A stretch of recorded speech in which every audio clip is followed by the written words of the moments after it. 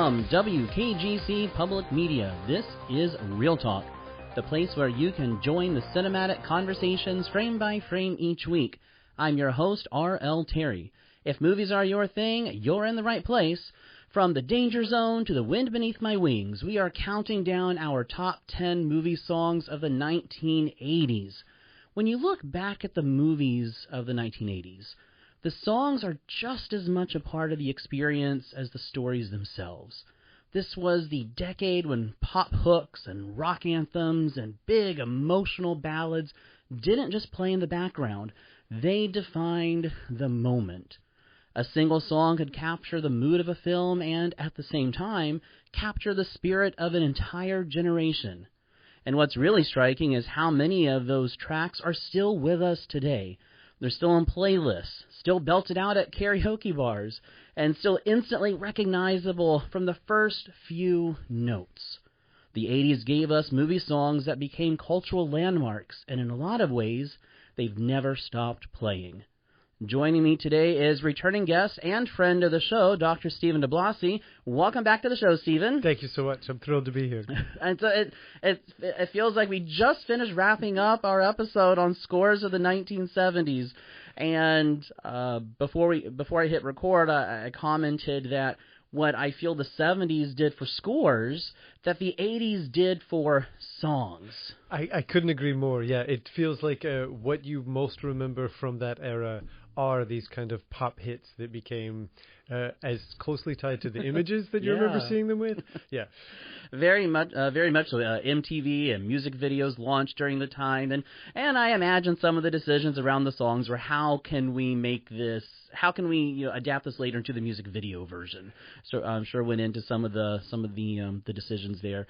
In case you missed him on previous episodes, listeners, Stephen is a music professor at Gulf Coast State College and was also an accomplished pianist with a passion for the whimsy. He also regularly collaborates with chamber musicians and tours as his time allows. Stephen, when we talk about movie songs, the 80s really stand apart from other decades, as I mentioned a moment ago. This was when a soundtrack single could shoot to the top of charts and almost overnight become the anthem of a film, maybe even the anthem of a generation. You know, whether it was a pop song that we couldn't get out of our head or a power ballad that captured every ounce of emotion, these tracks, these songs, weren't just tied to the movies. They became part of the cultural fabric at the time, and with some of them, they very much still are today. What's fascinating to me is that so many of them haven't faded. You know, they're still streaming, still playing at parties, still instantly recognizable, and go-to karaoke hits. You know, which raises an interesting question to me, and this is where your expertise in music will come into play in a particularly powerful way. Is why is it that the 80s, maybe more so than any other decade, produced movie songs that resonated so very strongly then and still do today? It's a really good question. And I think when you're hopping through, there's at least two different ways that I feel like we could get into it. And I don't want to be boring or sad right out of the get-go, but I do think we have to admit that some of it is genuinely intentional for the era. Soundtracks had become a cultural touchstone. It was a thing that you could buy and you could own from the film. Studios are well aware of that, and so they're kind of making them a greatest hit albums of who are some of the huge pop stars. The music industry is in on it just as well because it boosts their sales on those sides. And so you see, film studios bringing in songwriters. You have some really notable moments of well-known recording artists that are now recording non-original works for some of the only times in their career because they do such a good job of kind of fitting within the world of the film, but also working as standalone pop hits. And so I don't want to be sad or less aspirational about it, but I do feel like some of it is just pure intentional commercial, the way that it was put together. I think if we wanted to shift over to the more cultural side of things, you are in an era of optimism in kind of the zeitgeist of the time, and we haven't quite hit the irony or the post-irony and cynicism that's going to come afterwards for the 90s and early 2000s. And so it's a little wild that you can have, films like Beetlejuice and Gremlins happening right alongside John Hughes and The Big Chill, and the fact that all of these are so optimistic and shiny and produced in the way that they get put together. I think it leans into this same landscape of kind of cultural production. Most of the tracks that I feel like we're going to talk about today are really produced tracks. Like you can hear the polish and the sheen and the way they've been put together. And so I think some of that just kind of matches it. And it's partly why it's having a little bit of a moment. We're celebrating reunions of things like Jaws, but we're also having a celebration of the nostalgia as a lot of this comes back around. We've had another Beetlejuice film. We have Stranger Things types franchises that have really made 80s culture and a nostalgia for that kind of optimism. I was I posited the same question to your colleague Jordan, and I wanted to get his his perspective, as a fellow musician. And that was what that's what he stated was probably the best reason or explanation for why this decade, why this music was the optimism of the 80s. While maybe 81, 82 still kind of getting out of the chaos of the 1970s, really starting with, I'd say, 83, 84 forward, it was a time of optimism. And even though some cynicism would set in the 90s, it really continued to be fairly optimistic until, of course, September 11th, 2001, which is where I feel the 90s really ended. I don't think the 90s ended at 2000. I think the 90s, in terms of its feeling and our reflections upon it, really ended a couple of years later. And he felt it was the optimism of the 80s led to these, because they're not terribly deep. Many of them are inspirational. I'm sure some of the ones we may mention today were in aerobic studios, and so they were part of the culture. But it was this. To borrow from Starship, nothing could stop us now. Oh, so exactly. And I don't want to paint with too rosy a brush, right?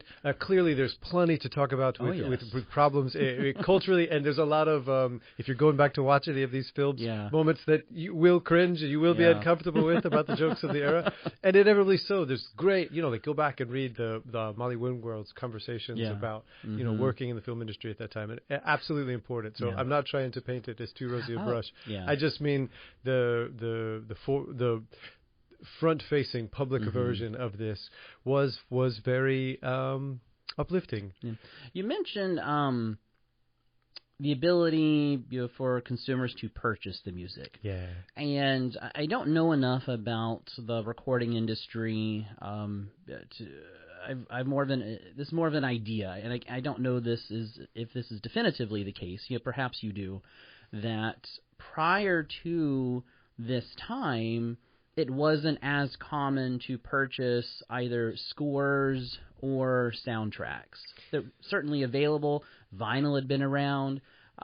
So it's not that there wasn't a medium to do it, but it did not seem to be as common. So would you say that the introduction of the audio cassette, I can't remember, late 70s, early 80s, and then in the late 80s, the CD, although it wouldn't really take off till the 90s because most people couldn't afford a CD player. But do you think it's because of the early introduction of the cassette player, and we'll just say late 70s, early 80s, the CD, and the latter part of the 80s, would you say that in part was instrumental in how some of these decisions were made, specifically creating songs that they know would not only top charts, but would be big sellers on audio cassette and compact disc? Yeah, I think so. And, you mentioned it well. I was reading a story the other day, the last time we were talking, and a Korngold came up. And there was a moment when he was working on his King's Row that he kept getting letters from fans of the movie, where can I get a copy of it? And he felt so bad. He was sending people back piano reductions of just the main theme. in the mail because there was no studio version of it, right? I think it wasn't until Snow White that we got our first like officially sold soundtrack, right? So I don't, because of the fact that they lived in these kind of instrumental orchestral landscapes, I don't think they were, entirely these big commercial products. And when the studios, both the music and film studios, start to realize that there is a product here, and I think you're right. The hardware means of accessibility coming down. If I can put it on a tape, and a tape is already going to be in my car and in so many other devices, then the access to it is already a hurdle that's been solved.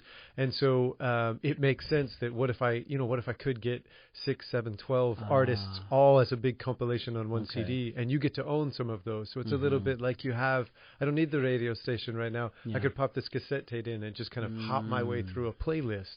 And this has been organized around the kind of the image and vehicle of this particular film. So I get to live in that world, right, with this playlist of tracks. So it's funny how just the physical media itself can have repercussions that affect the way music is composed or songs are written, lyrics are written. Which, like, on the surface is like, what does physical media have to do with this? Well, everything. It seems to have everything. I mean, look at how much at going digital and streaming changed both of the industries, right? And I would say the same thing is true about tapes and then CDs. Yeah. Very cool. Well, I think we've set the stage and stirred up some nostalgia for listeners today. So rather than keeping our listeners humming in suspense, Stephen, let's kick things off. What's holding down the number 10 spot on your list? Deal.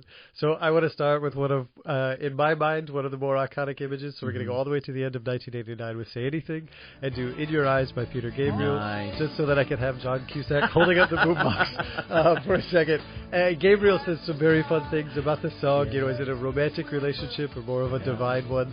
And who knows the way that those interviews are going to get colored after that romantic relationship for him is over. And I love the curation of trying to find it.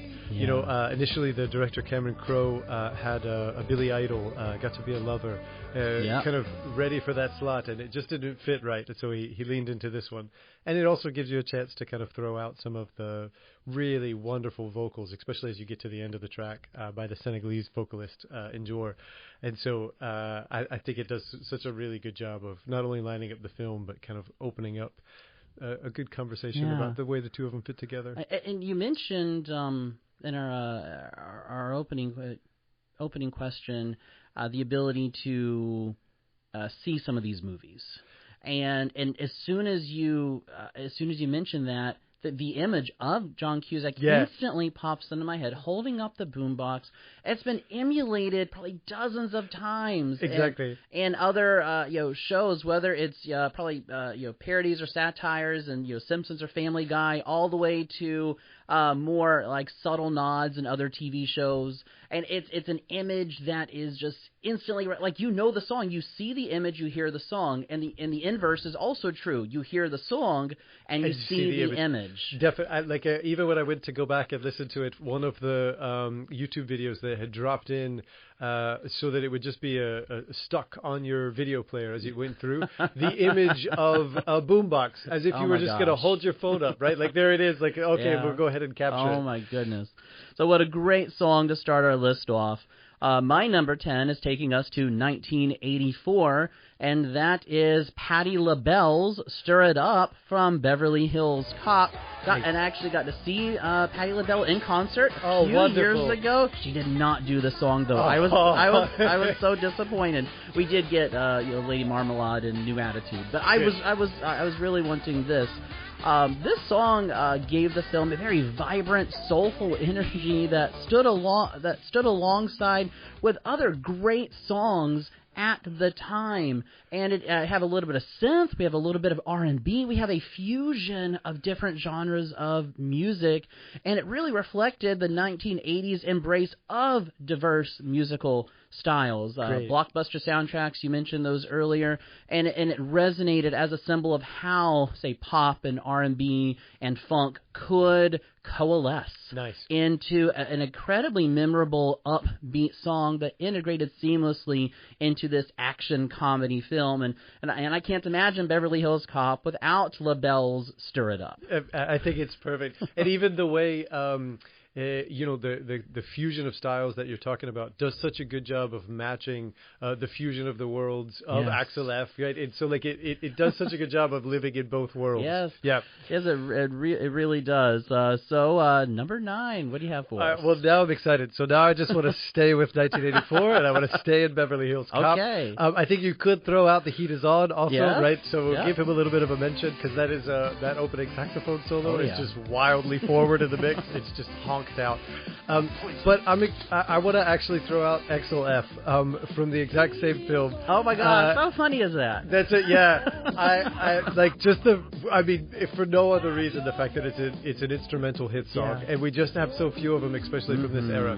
But for all the synthesizer stuff that you mentioned, it's kind of played out for anybody really nerding out on the synthesizers. You get the Jupiter 8 playing the famous lead, but you have a really great representation of the Roland JX3P, who's doing the little bouncy chordal support in the background. They're both, if you're not sure what I'm saying, they're both really featured prominently in the music video, along with the composer hopping around in a fedora and trench coat, so 100% worth your time. But the composer himself just worked with this litany of 80s pop stars like Patti LaBelle, Bob Seger, Billy Idol, Bonnie Tyler. We have all-star cast movies, and of course Eddie Murphy, big star at the time. But it's like this is an all-star singer-songwriter movie. It's just like all throughout the soundtrack, big names, and it is. I can't imagine that movie with the tone it strikes divorced of those songs. I agreed. The deeper you look into the credit list on the soundtrack, the more you're like, really? Why is Glenn Frey in here as well? It's just So from 1984, I'm going to take us back towards the end of the decade, which is where you started us, and I'm going to go with "Trust" from Prince in Batman '89. And anytime within the first few bars of that song, I see Joker and his big floats in Gotham City. And what I like about Trust is that it injected this funky, surreal energy into Gotham's chaos. It's more than just soundtrack filler. It comes in the last 15 minutes of the movie, but it's by no means filler. It completely it just grabs your attention here right at the third act, and really showcased Prince's genre-bending artistry while expanding the possibilities of what pop star-driven soundtracks could sound like and how they could change the film. And it's a legacy that still influences movies today. But Trust. I hear the song. I just see the image. Batman '89. I see Jack Nicholson. I see Michael Keaton, Kim Basinger. Or if I see Joker on a float, or I just see Nicholson's Joker. This is the song. It's this closely followed by and the title of the song escapes me. The one in the art museum. Bat Dance. That's it. Yeah, absolutely. Because that's what it's on my secondary list. Okay, yeah. I feel like this came up when we were talking about just standout films from the end of the era, right? Batman. And I think we were all talking about the notion that this kind of returns us to the more gritty nature of a film noir version of a Batman. And I still think, when you're talking about yours or Bat Dance, you get a little bit of that 1960s camp of you do. And pow and womp and I feel like it's what because you get there's a place for it, and this whole New Jack Swing era. Let's sneak it in there, and then all right, now we can still do our serious noir version of Batman. That's very cool. I completely agree. Well, before we go into our first break, we are going to hit our number 8. And so, what do you have for number 8, Stephen? Okay, I'm going to go with one more iconic image. Okay. And we're going to do "Don't You Forget About Me" by Simple Minds from the Breakfast Club. That was so close to making my list. It did not, but it was right up there. So I'm so glad it made yours. I feel like this is the best part of these lists. Is I have to feel like we're going to help each other out and fill in the holes. It's co-written by Keith Forsey, and who pops up in a couple of different places, which is fun. Like To Get Us Out of Beverly Hills Cop, he co-wrote on The Heat Is On. He also co-wrote on Flashdance. which was a massive hit both for him, and it won Best Song for the Academy Award. And it was interesting that the band repeatedly turned down the song because they were more interested in original works. But they eventually gave in. It's now on their greatest hits compilation album. That became a fixture of their live set as they went through. So it really kind of turned a 180. But I think it's a good example of kind of how this era made things work as these pop vehicles. Oh, very, very much so. I'm going to be mid-decade for my number 8. That's 1986's Top Gun, and it's Danger Zone by Kenny Loggins. Great. Kenny Loggins all throughout the Top Gun soundtrack. And what I love about Danger Zone is it's just soaked in adrenaline, and you instantly see and feel the fighter jets. It also embodies this macho, high-energy ethos of the mid-1980s, which very much all throughout the veins of Top Gun itself. And Danger Zone, although there's many songs that are notable from Top Gun, but I selected Danger Zone because it became synonymous with action itself. Good. Anytime you hear that. And today, it's still a pop culture shorthand for thrill-seeking intensity. Absolutely. And you see it in parodies and sports hear it in parodies, hear it in sports arenas. And so the number 8 slot on mine, I knew Top Gun was going to be on here somewhere, and I was like, I don't want both songs from Top Gun, to take so over. I did. So I went with Danger Zone. They're very, very good choice, and I love it. I feel like it was people's question when the remake was going to come out. How are we going to sneak in a little bit of Danger Zone in the new Top Gun? So yeah, very much so. Well, you're listening to Real Talk on 90.7 WKGC. I'm your host R.L. Terry, and today I am joined by returning guest and friend of the show, music professor Dr. Stephen DiBlasi. This hour, we are counting down our top 10 picks for best movie songs of the 1980s. When we come back, Stephen and I will continue our countdown, so don't go anywhere. We'll be right back after this break. Welcome back to Real Talk on 90.7 WKGC. I'm your host, R.L. Terry, and today I am joined by returning guest and friend of the show, music professor Dr. Stephen DiBlasi. This hour, we are counting down our top 10 picks for best movie songs of the 1980s. And again, these are our picks. Your top 10 may look a little different, but my guess is we're at least going to share listeners. A few titles are going to be shared on all these lists. We've been through our picks for 10, 9, and 8 all over the decade. Movies that you could pull out any number of songs from the movies that we mentioned. But Stephen, we're down to 7. So what do you have for your number 7? Well, since we're already on the Kenny Loggins train, I feel like we should stay there for a second. Okay. And put in Footloose from Footloose in 1984. Yes. Let's keep it on just this like jumped up, really plastic version of kind of dance music. But it's so like I feel like you can tell even they so tightly gate the drums. Yes. So like even from the get-go, you can tell this is choreographed. It just in the soundtrack of it before you even get a guitar. So I think it does such a good job of fitting within the landscape of that one. And we have a lot of music and dance movies in the 1980s. Footloose being one of the most beloved and best-known examples of the dance movie, which, listeners, is different from a musical. And I imagine on a future episode, Stephen and I will discuss the difference between musicals and music/dance movies. Absolutely. There is a difference, but in the 80s, we do have a lot of music and dance movies. And Footloose, beloved then, it's beloved now.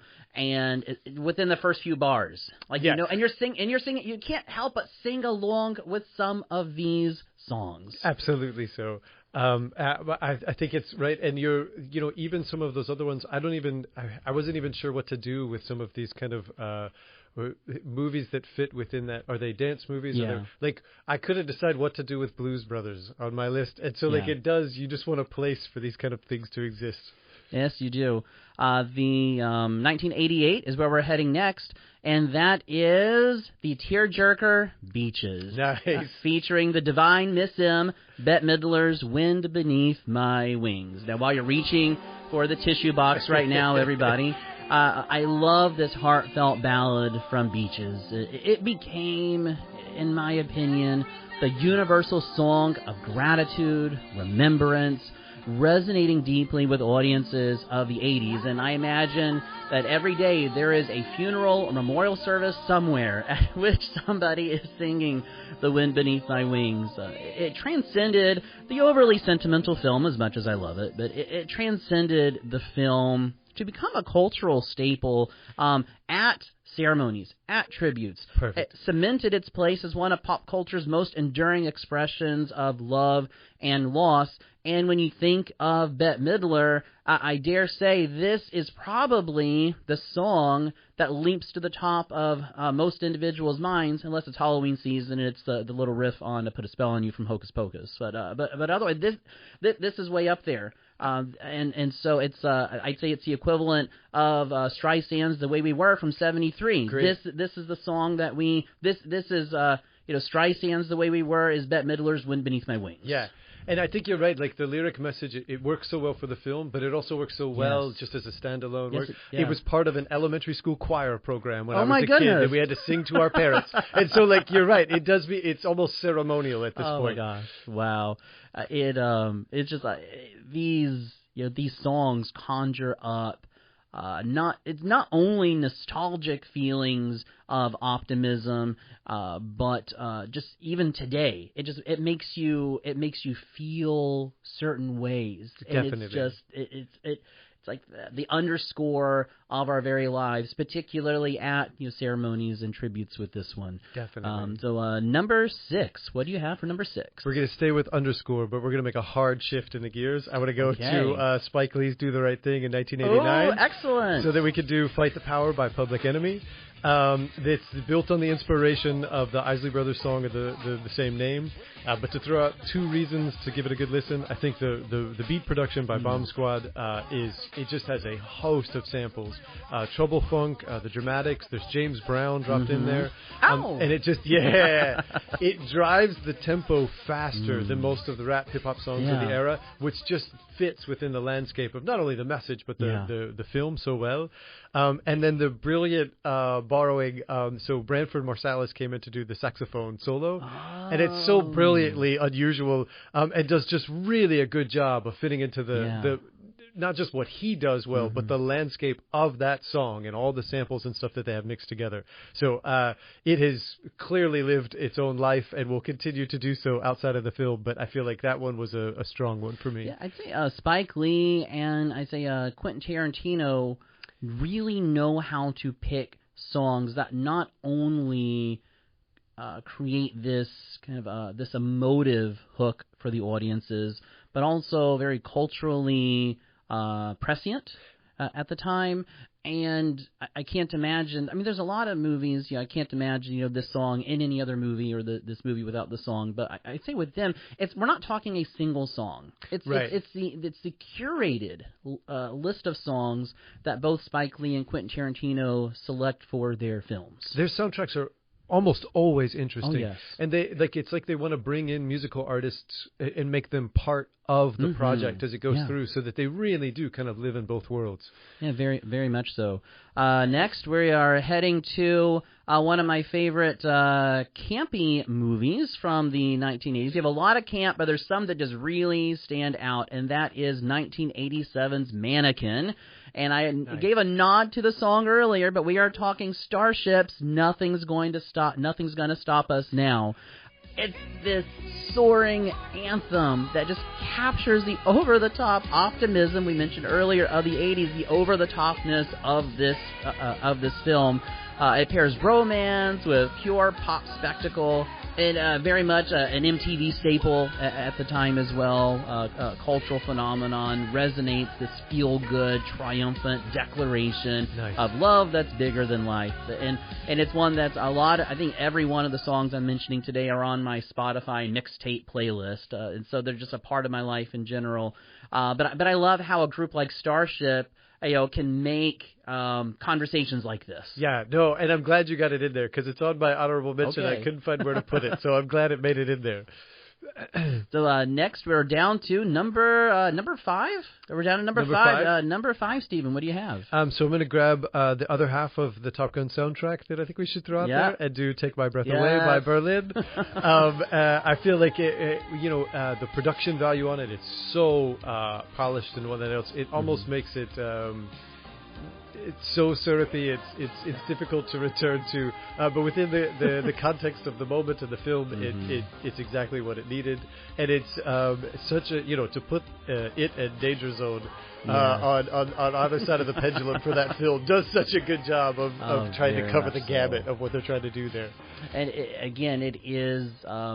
gives an otherwise very high concept movie some emotional gravitas. There you go. Yeah, like a little bit of there's something here for everybody. You know, we did bring the Air Force in and ask them to give us some ideas about how to put the film together. But what if we also had a little romantic side story? Exactly. For my number 5, I'm going 9 to 5 from 1980's 9 to 5. Saint Dolly Parton, her smash hit from the 9 to 5 movie. It fused pop accessibility with sharp social commentary, giving a jubilant voice to working women everywhere. It's got this clever, almost typewriter rhythm in the film. It's got empowering lyrics. How many of us have been singing to ourselves or thinking, 9 to 5 as we are heading into work? And certainly one of the songs by which Miss Parton is best known. And today it remains both a cultural touchstone and rallying cry for equality, proving how a movie song can transcend the screen, sparking lasting change in real life. I was going to say, it feels like sometimes the argument is made that the movie did so much, but I feel like you could almost just say the song did so much, and 100%. Yeah, that's a perfect one. So number 4, we're going to hit our number 4s and then head into our break, listeners. And when we come back after that, our top 3. So number 4, what do you have for us, Stephen? So number 4 is where I threw in Prince. Ooh, nice. I wanted to grab 1984's Purple Rain. Oh, very good. I'm glad you got it on the list. You want to talk about everything, Wind Doves Cry and everything else, but we'll hold on to Purple Rain since it was your title track. And the album earned Best Original Song for the Oscar in 1985, and you get Prince in his sparkly purple cape going up to get it. But it just does such a good job of matching the film's most climactic moment. And then I think it anchored itself when he came back and did the halftime show for the Super Bowl, and it just miraculously started to rain right before he started to play Purple Rain. Prince was a whole genre of music unto himself, and so whether you are talking about the work he did for Batman or just Purple Rain, I wanted to sneak him in there. And you mentioned he won the Oscar for Best Original Song. If I remember correctly, though, he also won the Grammy that year for Purple Rain, or was nominated for a Grammy for Purple Rain. I'm sure it was up, but I'd have to double check. Now I really do just want to double check. I would have to believe that's got to be. It was in the running, and I want to feel like it did okay. I don't know off the top of my head. Oh, we'll have to look that up later. But I think because we have a couple of songs in the 80s that were not only nominated for Oscars, but were also nominated for Grammys, and some even won both. Yes. So certainly, it is a hugely transformative decade for movie songs because they're not only winning Oscars, because one's always going to win the Oscar, by default, because somebody has to, but they don't always have to be nominated or win the Grammy. Absolutely. And some of them do. For number 4, I'm taking us to 1985, and that is for Cyndi Lauper's "The Goonies Are Good Enough," the quirky anthem tied directly to the movie. In one of the early scenes when they're in the living room of the house, you see the music video on TV with Cyndi Lauper at her farewell tour, which I saw last year. She did sing "The Goonies Are Good Enough." Good. And so it's so much fun getting to hear her sing it live, and her little monologue before she went into the song. She was at a banquet somewhere, and I forget who it was, leaned over to her and said, "You know what? I'm still a Goonie." And she's like, "I'm a Goonie too." And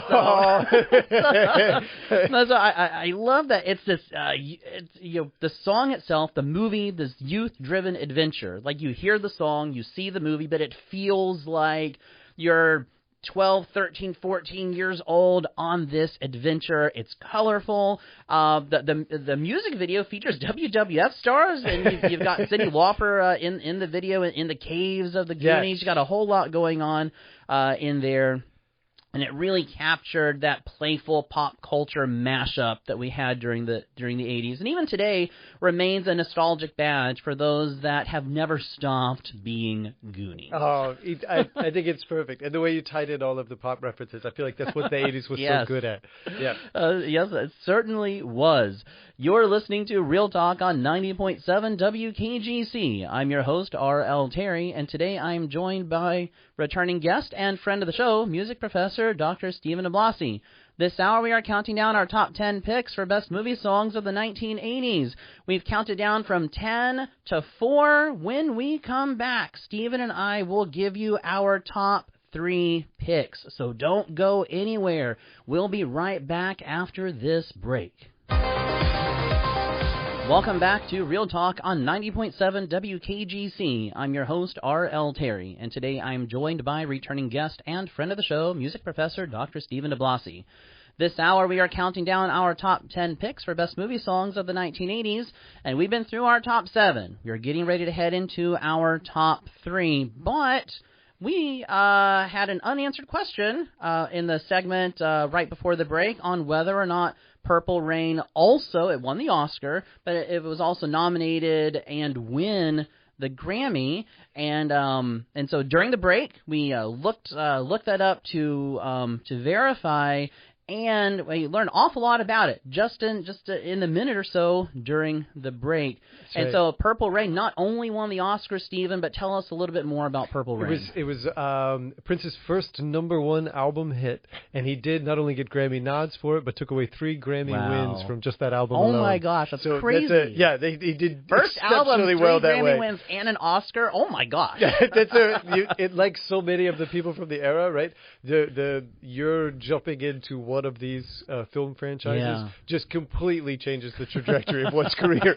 Oh my gosh, it does. It goes to show how instrumental these songs are to the cinematic experience and to popular culture, and it just doesn't accompany culture. It underscores it in many ways, and Prince's music always innovative, and he was pushing boundaries much like other artists like Michael Jackson at the time. So I love seeing how there's just this it's not just fun music, it's thoughtful, it's boundary pushing, and really redefining genres and inspiring future artists. I think so, and on both sides, right? What you're trying to do within the film world, but also definitely what you're doing in the music world, and how closely the narrative of the two are being strung together. Okay, well here we are, top 3. So, Stephen, what do you have for number 3? So 3 was a mess for me because I got a little scared. Oh, no. And you've helped me out because I was trying to decide between all of these. And I was like, I'm about to be out of time. It's number 3. So you grabbed Dolly Parton 9 to 5 for me, so I'm going to let that one sit alone. I also had I've had the time of my life from Dirty Dancing. And if I had to commit to one for the moment, I may go ahead and throw in Eye of the Tiger by Survivor. Oh, so good. From Rocky 3 in 1982. Dun. Yeah. We just all instantly. We just all know it. It is. I was gonna say it's gone on to live such its own life. I mean, it could be a stand tune in a football game as much as it could be an arena song for a boxing legend. Oh, very so, much so. And I grew up in Philadelia, and I think there's a decent amount of us that are. You finished the marathon. The Philadelphia Marathon finishes at those steps. You can go stand next to him if you want to. But yeah, there's a decent amount of the city that may still believe he's a real person and not a fictional character. If I didn't know any better, I would say he was a real person. That's it. When I hear that song, it makes you want to get out and run, or get out and work out. It's one of those songs that probably right now, as somebody somewhere is running, that is with a that song one on. That's in their earbuds. That's it. Yep. That's what they're hearing. My favorite version of that song is Gloria Gaynor's cover. I don't know if you've ever heard her cover of it. I really like her cover.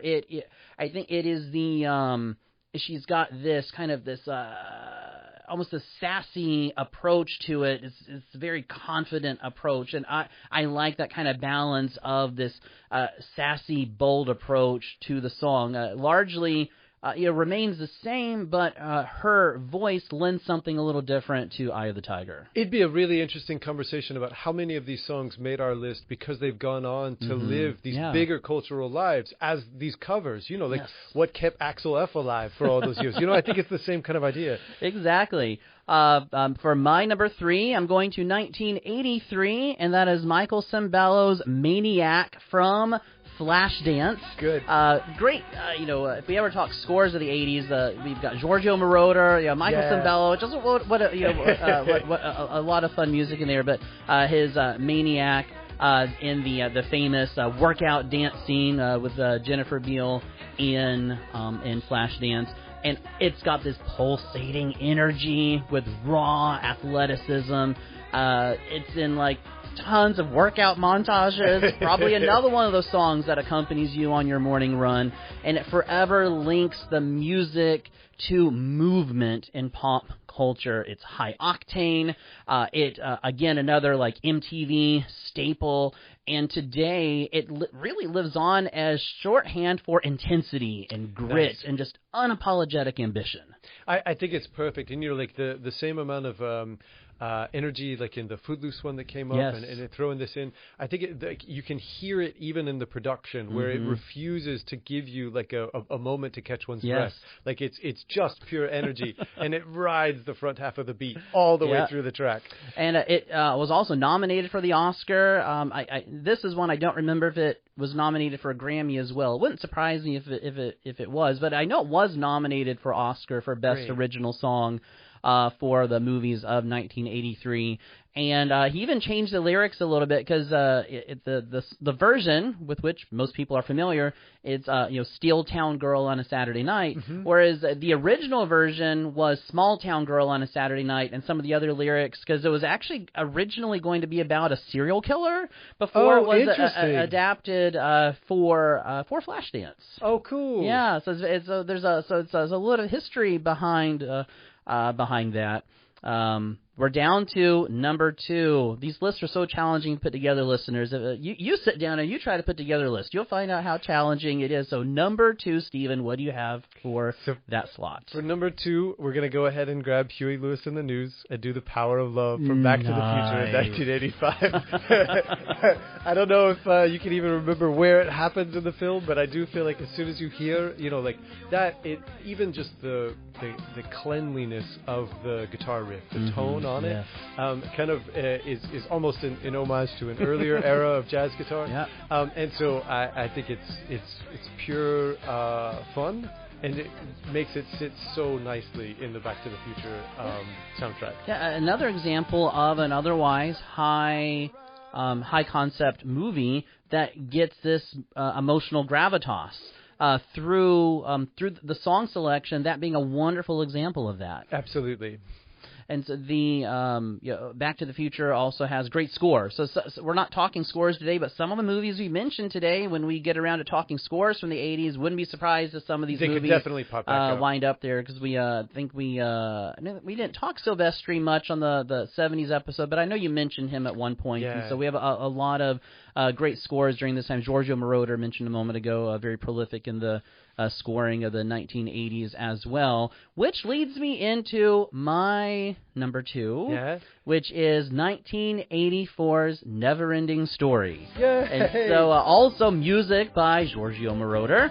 It's a synth-driven just masterpiece. I love how that song transports us to a world of fantasy, to a world of whimsy, with both dreams and nightmares on the horizon. It embodies the escapism of 80s fantasy films, and of course more recently rediscovered by new generation, most notably through Stranger Things Season 3. And this song by Limo is the vocalist, remains a cultural touchstone of childlike wonder, adventure, and just the magic of storytelling. And I don't know how many times I've heard this song. It's another one that is on my mixtape playlist. But nice. I absolutely, even before it was on Stranger Things, it was just like I was already listening to it. It didn't like I didn't rediscover it. It's been a part of my life. But I absolutely love Neverending Story. What it for me works so much like the iconic images we started with, where you hear it and you think of the boombox. I hear that one and I immediately think, you know what I mean? Like you're back in that film almost immediately. Oh, it is. It's very comforting. Reminds us of what it was like to be a child.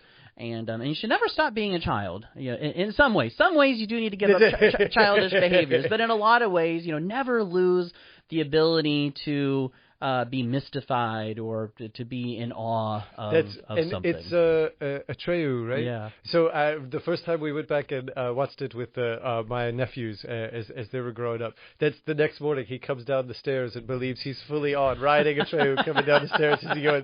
So like it does, you can carry it forward that way too. Just pass it on to the next generation. He's riding Artax. I'm riding Falcor. Oh, nice. Yeah, thank you. But when I'm doing that, my sister has a Shih Tzu poodle mix. And so she'll actually fly her around the room, and so she kind of looks like a little Falcor. So here it is, number one of all the songs of the 1980s. There's only one had to top each of our lists, and I am dying in anticipation, Stephen. What took the coveted number one spot on your list?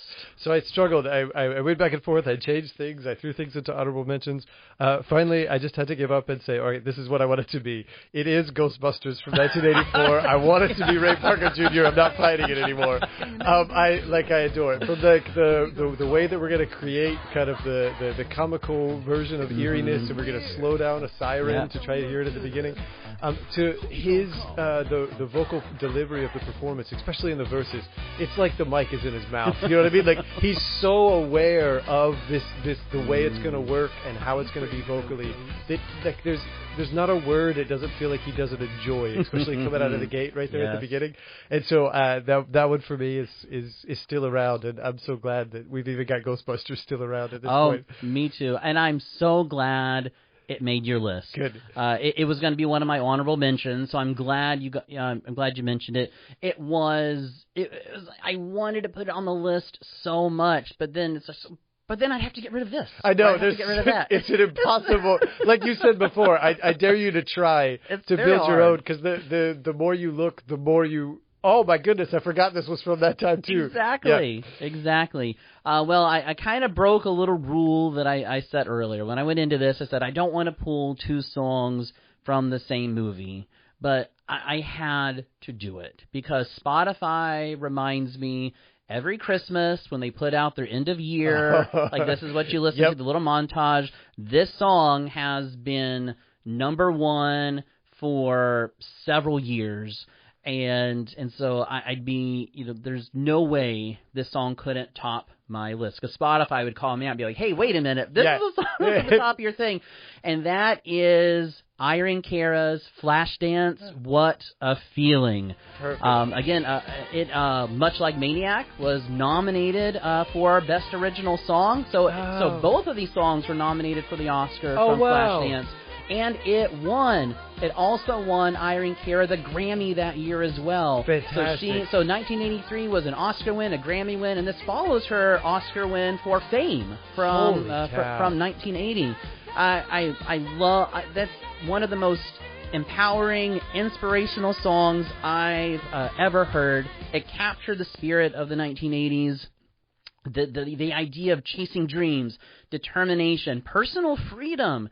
It became inseparable from the film's iconic dance sequences, particularly the one at the end, which is nodded to in Saltburn from a few years ago. Oh, cool. At the very end of the film. It's very clearly an homage to the dance sequence at the Pittsburgh Dance Academy there at the very end. I'd say this film, for not only myself, but many, is the go-to for motivation, a little nostalgia, and embodies the decade's belief in transformation through passion. Very nice. No, I feel like it's perfect. And you gave the argument flawlessly for why you need, you know what I mean, two of them to pop up there for placets at the same time. So yeah, and again, I feel like it's the previous one. I'm so glad that there's the two of us doing the list. Yes. Because you're covering holes that I feel really bad are in mine. So thank you. Likewise, particularly there with Ghostbusters, which was going to be you hit actually a couple of both of the honorable mentions. I was going to mention. It sounds a little redundant. But do you have any other honorable mentions that you wanted to get out there? I have just a couple that I couldn't find a place for. So I was real tempted by The Glory of Love from The Karate Kid Part 2. Now, when you say Glory of Love, you know what I think? I don't think Karate Kid. I think of Beaches, because at the end of Beach, at the very beginning, when Bette Midler, when the actress playing Cece's the little girl, that's the number she's singing is Glory of Love. Then at the very end of the movie, at the concert, that's the reprise. Of course, it's the slower version of it, but it's the reprise there at the end, Glory of Love. So when I actually forgot that it was in The Karate Kid when I was looking up songs that I was considering adding to the list. So when you say Glory of Love, I think of Bette Midler's cover of it for Beaches. For Beaches. Yeah. Oh, that's perfect then. I also didn't know what to do with Everybody Wants to Rule the World by Tears for Fears. So that one stayed on I don't know, where's it going to go? And then I really wanted to get Harry Belafonte's performance in there from Beetlejuice, and I just couldn't make it cut. The Banana Boat song. Yeah. It gets stuck in my head every time I see it. I guess while we're on kind of that, kind of going down that road with the Banana Boat song, I guess a couple that I had considered early on when I started with about 20, and then I whittled it down. One was A Hard Candy Christmas from Best Little Whorehouse in Texas, again by Dolly Parton, and also Darlene Love's it's not All Alone on Christmas, because that's from Lost in New York in '92. Is it just called Christmas? Christmas, the snow's coming down. I think so. And I think that's from the first Home Alone, which that's 90 though. So never mind. Both of those were 90. But we also have Weird Science. Perfect. Which is one I wanted to include as well. So there's a couple found in horror films. Dawkins, Dream Warriors. Mentioned it on our last episode for for the score. But I really liked the song, and it was just like I wanted to get a deep cut in there, but it didn't quite make the list. So there's some that were in horror films during the time, and others that would go on to become Christmas staples, like Hard Candy Christmas. Absolutely. And so it enters the Christmas canon, which I don't think we have as many songs now, except for All I Want for Christmas Is You. I was gonna say, not entering that Christmas canon like they used to. Both from really fun movies as well. 9 to 5, Best Little Whorehouse in Texas. Absolutely. But we do have to bring it to a close, since I could go on and on and on talking about these movie songs of the 80s. But I am afraid, Stephen, that we do have to go ahead and wrap it up. So as always, thank you for joining us on Real Talk today. Please, thank you. This is always so much fun to do.